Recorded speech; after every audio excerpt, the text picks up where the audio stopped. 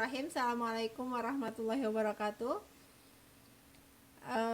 Selamat pagi semuanya, mahasiswa semester 7 di STI Persis Bandung. Kembali dengan saya Tepi Mulyaniapi di channel saya, di channelnya Tepi Mulyaniapi untuk pembelajaran kelas online mata kuliah pengenalan komputer untuk anak di tingkat usia dini ya. Baik, mahasiswi yang saya cintai, mudah-mudahan semua diberikan kesehatan di rumah meskipun kita belajar secara jarak jauh, tapi mudah-mudahan tidak mengurangi keberkahan dari kita dalam mencari ilmu ya. Amin ya rabbal alamin. Baik, saat ini kita akan memasuki pembelajaran keempat atau lesson 4 mengenai program atau pembelajaran komputer untuk anak, untuk tingkat anak di usia dini. Baik, seperti yang kita ketahui, kemarin kita sudah belajar mengenai apa itu hardware, apa itu software yang ada di dalam komputer. Hari ini kita akan langsung masuk ke pemilihan program komputer untuk anak. Jadi sebelum kita nanti mulai praktek, untuk mudah-mudahan setelah UTS nanti kita bisa praktek ya. Kita bisa praktek program komputer apa saja sih yang bisa dipelajari untuk anak-anak di tingkat TK atau di tingkat anak usia dini. Oke. Baik, saat ini saya sudah menyiapkan satu materi tentang prosedur pemilihan program komputer untuk anak. Tapi sebelumnya kita refresh dulu tentang media pembelajaran, karena memang ini salah satu media pembelajaran. Jadi yang sifatnya itu yang sifatnya itu visual ya, utamanya visual, tapi kalau komputer itu melingkupi audio visual. Jadi sebelumnya kita flashback dulu ke materi media pembelajaran ya, mengenai hal apa saja sih dari fungsi utama apa saja sih dari media pembelajaran, terutama media pembelajaran visual. Jadi ada 4 fungsi, yaitu fungsi atensi, fungsi afektif, fungsi kognitif, dan fungsi kompensatoris. Nah, di keempat fungsi inilah yang kita fokuskan untuk mempelajari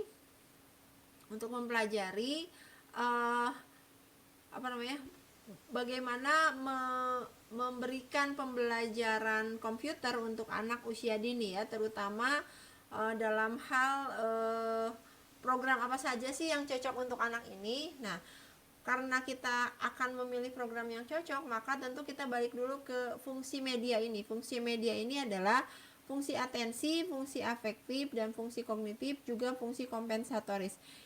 Fungsi inilah yang nanti akan difokuskan untuk supaya anak itu mampu menyerap pembelajaran melalui teknologi. Baik, terutama melalui audiovisual ya. Baik, yang pertama yang disebut dengan fungsi atensi. Jadi, media visual ini merupakan inti, yaitu menarik dan mengarahkan perhatian siswa untuk berkonsentrasi kepada isi pelajaran yang berkaitan dengan makna visual yang ditampilkan yang menyertai teks materi pembelajaran. Jadi, komputer pun merupakan sarana pembelajaran. Media khususnya gambar yang diproyeksikan melalui overhead projector. Kalau ini yang sifatnya visual saja, tapi kalau komputer itu audiovisual. Jadi dapat menyenangkan dan mengarahkan perhatian mereka pada pembelajaran yang akan mereka terima. Jadi komputer nanti atau alat yang nanti digunakan untuk menyampaikan program-program komputer ini dapat menyenangkan dan mengarahkan perhatian mereka. Atau jadi si komputer ini dapat menjadi attention, menjadi perhatian dari anak-anak. Dan dimudahkan, kemudian dimungkinkan ke depannya itu dapat memperoleh dan mengingat isi pembelajaran yang ada di komputer tersebut. Jadi kalaupun kalian mau memberikan satu program pembelajaran melalui komputer, tentu saja hal ini yang berisi juga pembelajaran yang bisa menumbuhkan atensi, afeksi, kognitif ataupun kompensatoris tadi. Baik, fungsi yang kedua adalah fungsi afektif. Apa itu fungsi afektif? Media visual dapat terlihat dari tingkat kenikmatan siswa ketika belajar. Jadi nanti anak-anak tuh suka nggak pada komputer itu, rasanya tergugah tidak melalui gambar-gambar atau visual-visual yang ditampilkan. Kan kalau di komputer itu, kalau program-program anak untuk komputer itu biasanya colorful, kemudian banyak hurufnya besar-besar, kemudian banyak tombol warna-warni yang yang bisa diambil pembelajarannya oleh anak di sekolah khususnya ya. Baik, yang ketiga yaitu fungsi kognitif atau fungsi di mana dari media visual ini terlihat adanya penemuan yang dapat melambangkan visual, gambar, terutama yang audiovisual ya, dapat mengingat informasi yang terkandung dalam video atau gambar tersebut ya. Jadi anak-anak bisa lebih mudah mengingatnya, mempelajarinya, apalagi gambarnya secara audiovisual atau secara bergerak. Oke, berikutnya fungsi kompensatoris. Apa itu fungsi kompensatoris? Media pengajaran terlihat bahwa anak-anak bisa menginformasikan kembali atau mengorganisir kembali informasi-informasi yang sudah didapatnya. Kemudian juga dapat mengakomodasi siswa-siswa yang masih kurang dapat memahami sebelumnya. Kemudian bisa disajikan dalam pembelajaran secara verbal. Jadi kalau misalkan nggak dipahami, bisa dijelaskan kembali. Oke, berikutnya kita mulai ke mengenalkan program komputer untuk anak usia dini. Memang komputer ini saat ini hadir dengan beragam gaya ya, ragam gaya yang cukup menarik, bahkan mungkin bisa mengalahkan televisi yang ada di rumah. Jadi hampir mungkin di rumah saya pun hampir televisi itu jarang sekali ditonton, karena memang anak-anak lebih senang untuk menggunakan gadget termasuk komputer ataupun di handphone. Kenapa? Karena mungkin lebih menarik dan dapat lebih menggugah afeksi mereka, menggugah kognisi mereka itu dia dibanding dengan menonton televisi. Kalau 10 tahun lalu penggunaan komputer dan akses internet mungkin hanya dilakukan oleh orang dewasa saja ya. Dulu kita mungkin kalau misalkan kalian 10 tahun yang lalu hanya masih siswa SMP, mungkin kalian melihat ayah ibu kalian yang menggunakan komputer untuk bekerjanya. Tapi sekarang anak-anak di TK sekalipun sudah mulai untuk menjadikan gadgetnya itu atau komputer itu sebagai bukan hal yang mewah lagi, tapi juga merupakan kebutuhan untuk mencari informasi ya. Jadi misalkan anak-anak sekarang itu mereka lebih terampil dibanding orang tuanya dalam menggunakan komputer atau gadgetnya ya. Oke, berikutnya. Kemudian apa yang harus dilakukan oleh seorang orang tua atau guru dalam memilih program komputer yang sesuai untuk anak? Tentu saja peran guru dan orang tua itu sangat vital, dalam artian mereka bisa memfilter atau sangat kuat dalam punya wewenang untuk memfilter apa saja program apa saja yang berhak atau yang boleh anak-anak lihat atau boleh anak-anak lakukan. Karena jangan sampai anak itu mengakses hal yang di luar kewenangan dan kebutuhan mereka. Inilah yang harus difahami oleh orang tua dan guru. Jadi ibaratkan komputer atau gadget itu adalah pisau yang memiliki dua mata sisi. Sisi pertama itu, pisau itu kan berguna untuk memotong, berguna untuk membelah buah, atau berguna untuk hal-hal yang baik lainnya. Tapi jika pisau digunakan untuk hal-hal yang tidak baik juga bisa gitu. Nah, sama halnya dengan komputer ini, sama halnya dengan gadget ini. Jadi anak-anak pun sekarang ini kan kecenderungannya malah ada orang tua yang hanya memberikan HP-nya atau komputernya untuk anak tanpa pengawasan. Penting anak anteng. Nah, ini yang harus garis bawahi oleh orang tua, bahwa anak itu jangan, atau oleh guru juga ya. Guru juga bisa menyampaikan ke orang tua bahwa anak itu jangan sekali-kali diberikan handphone dalam konteks kepemilikan ya. Jadi konteksnya adalah dipinjamkan, bahwa boleh ayah dan ibu meminjamkan komputernya, meminjamkan gadgetnya untuk digunakan oleh anak. Jadi anak diawasi oleh orang tua ataupun gurunya. Kalau di sekolah, kalau di rumah diawasi oleh orang tuanya, bahwa komputer itu atau gadget itu dibuka atau hanya mengakses hal-hal yang orang tuanya tahu dan orang tuanya paham, atau gurunya tahu atau gurunya paham. Jadi jangan sampai anak itu merasa bahwa ini komputer saya, ini gadget saya, atau ini handphone saya. Jadi gimana saya saja mau menginstal apapun yang anak-anak merasa bahwa itu dia sukai, tapi tidak mereka butuhkan. Jadi kewenangannya tetap ada di orang tua. Jadi orang tua dan guru itu harus benar-benar pinter nih dalam mengatur atau memilah dan memilih program komputer apa yang sesuai untuk anak-anak. Jadi jangan sampai guru lost gitu, atau orang tua juga lost. Yang penting anak anteng aja, pokoknya mah diajarin komputer dan anak-anak atau diajarin dikasih handphone, dan anak-anak disuruh dibiarkan begitu saja tanpa kita tahu handphonenya itu mengakses apa saja. Jadi guru atau orang tua jangan kalah dari anaknya, ya. Jadi terutama ketika mereka memberikan akses teknologi. Jadi mulailah install program atau software dalam gadget mereka yang sesuai dengan wewenang dan kebutuhan mereka. Jadi orang tua atau guru, apalagi orang tua ya yang sekarang banyak di rumah, anak cenderung lebih lama untuk bermain gadget. Jadi jangan sampai anak itu tidak paham apa yang mereka pegang. Atau orang tua sendiri, itu mah game barudak meureun atau kartun anak-anak aja lah. Nah, orang tua harus tahu karena kartun itu, film kartun itu ada klasifikasinya, ada yang untuk anak, ada yang untuk remaja, ada yang untuk dewasa.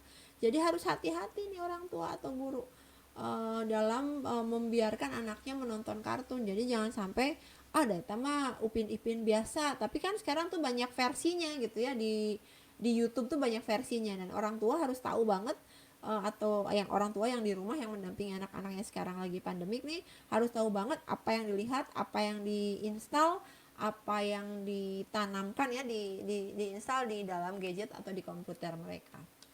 Jadi harus lebih cerdas sebenarnya orang tua dan guru itu, jangan sampai hanya sekedar ya udah belajar komputer atau belajar dikasih gadget aja yang penting anteng gitu, jangan sampai seperti itu. Oke, apa sih yang harus dilakukan? Maka lakukanlah hal-hal semacam ini ya. Yang pertama,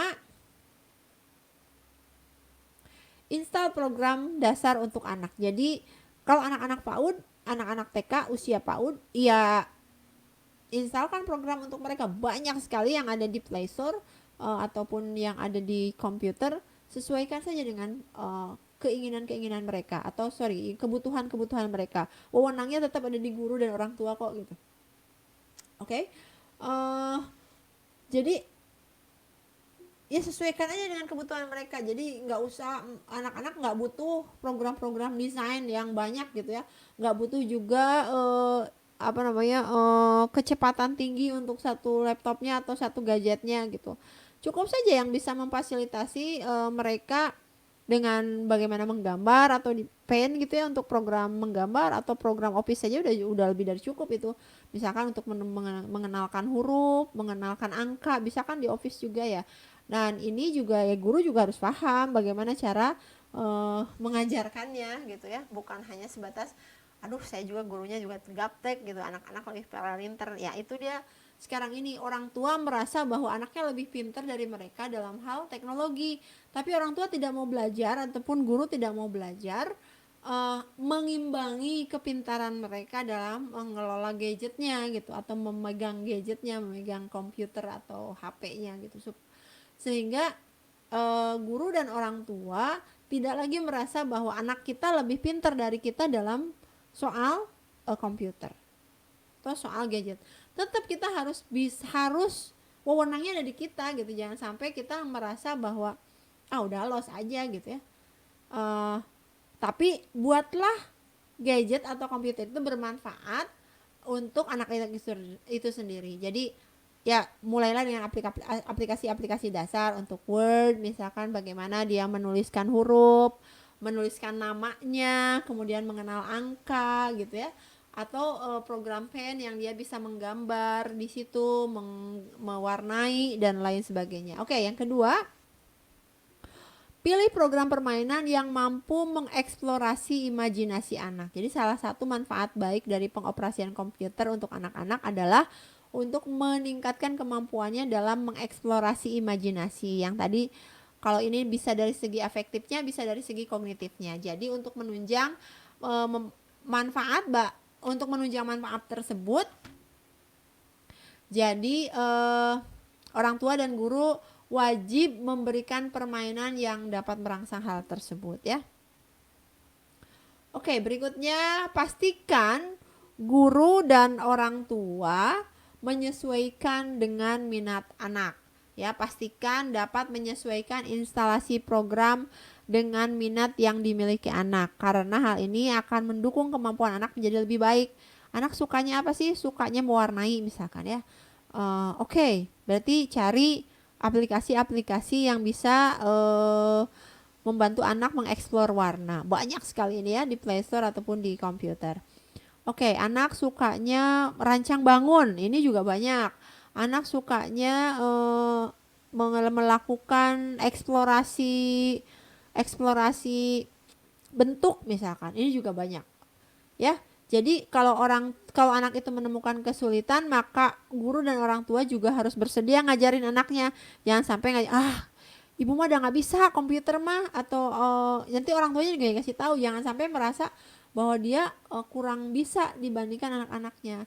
Coba belajar bareng-bareng supaya orang tua bisa mengimbangi dan menyesuaikan dengan minat anak-anaknya ya. Oke, berikutnya yang terakhir, program yang dapat memotivasi. Ini typo ya, memotivasi itu penting. Jadi pilihlah program yang dapat memotivasi anak dalam bidang pendidikan atau kehidupan. Juga ini menjadi penting untuk memilih program komputer yang cocok untuk anak. Cobalah program dengan latihan pengulangan yang cocok untuk memberikan informasi belajar, baik itu mengeja kata, berhitung, angka, dan juga kosakata. Ini sangat berperan untuk perkembangan kognisi mereka ya, kognitifnya mereka. Nah, itulah beberapa cara untuk program seperti apa sih yang cocok untuk anak-anak di usia dini. Oke? Baik. Perlu saya tekankan sekali lagi bahwa sebagai guru ataupun yang juga harus memberikan informasi kepada orang tua bahwa memilihkan program komputer atau gadget untuk anak adalah wewenangnya. Jadi orang tua punya wewenang untuk memilihkan program yang cocok untuk anak. Kalaupun anak misalnya memilih, aku pingin program yang sekarang lagi rame itu apa ya, game Free Fire misalkan, atau game Mobile Legend, atau game yang lagi hit sekarang Among Us. Nah, coba orang tua cari tahu dulu game itu tuh apa, kemudian siapa yang bisa main dengan mereka. Jadi jangan sampai kebablasan. Misalkan ada satu game, terus game itu bisa bisa diakses oleh banyak orang dari banyak negara. Terus orang tua nggak tahu anaknya itu ngobrol dengan siapa, kemudian diberikan link seperti apa di game tersebut. Anak TK ini bisa loh mengakses ini ya. Jadi jangan sampai orang tua dan guru kecolongan. Tetap harus ada dalam pengawasan orang tua ataupun guru di sekolah. Kalau misalkan guru di sekolah ya nggak mungkin menginstal program Free Fire di komputernya. Tapi orang tua di rumah harus paham game apa yang dikerjakan oleh anak-anaknya, karena memang apalagi selama pandemik ini ya, orang tua harus diberi pemahaman nih, game apa saja, kemudian program apa saja yang diinstal oleh anak di laptopnya ataupun di gadgetnya, supaya jangan sampai orang tua udah penting anteng we keur main game, atau yang penting anteng aja untuk nonton YouTube, tapi nggak di ready stick mode tuh si handphone, nggak sampai anak-anak tuh bisa mengakses apa saja, tanda petik ya, apa saja yang ada dalam gadget tersebut ya. Jadi jangan sampai anak itu dengan mudah bisa mengakses apa saja yang ada dalam gadget tersebut. Jadi tetap wewenang dan keputusan ada di orang tua. Wewenang dan tanggung jawab juga ada di orang tua. Baik, itu mungkin yang dapat saya sampaikan untuk materi pembelajaran hari ini, materi perkuliahan hari ini tentang pemilihan program apa saja yang cocok untuk anak. Wewenangnya ada tetap pada orang tua dan guru. Guru juga harus paham, orang tua juga harus paham program apa saja yang dapat diberikan kepada anak. Yang penting tadi kita balik lagi ke fungsi dari media itu sendiri. Fungsi afektifnya ada, fungsi kognitifnya ada, fungsi attentionnya juga ada. Sehingga kebutuhan-kebutuhan mereka untuk diberikan perhatian, untuk menumbuhkan rasa atau memotivasi minatnya, kemudian untuk juga merangsang atau menstimulasi kognisinya juga itu bisa dilakukan dengan optimal. Baik, itu saja yang dapat saya sampaikan hari ini. Terima kasih banyak atas perhatiannya. Kita ketemu minggu depan di Google Meeting. Sebelum kita beberapa pertemuan ke depan, 3 pertemuan ke depan kita akan UTS ya. Jadi setelah UTS mudah-mudahan kita bisa praktek mengenai program-program apa saja yang dapat diinstal, kemudian yang dapat digunakan untuk pembelajaran di sekolah. Baik, terima kasih atas perhatiannya. Kita tutup dengan doa. Qulu qouli hadza wa astaghfirullah li wa lakum. Wassalamualaikum warahmatullahi wabarakatuh. Sampai jumpa lagi minggu depan.